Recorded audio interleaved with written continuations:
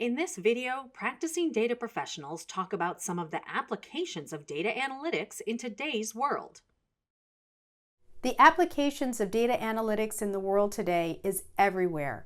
Every commercial that you see, someone had to analyze and identify, either from the consumer or for the company, what information they wanted to share.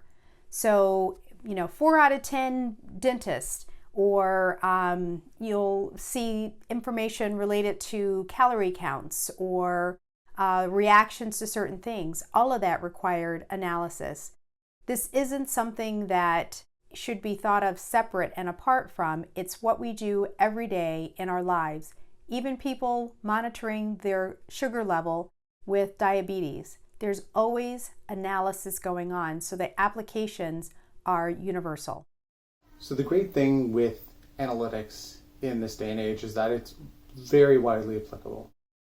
Every industry, every vertical, every function within a given organization can benefit from data and analytics. Whether you're doing sales pipeline analysis, whether you're doing financials at the end of the month, creating predefined and standardized formatted reports, or if you're doing something like headcount planning or headcount review.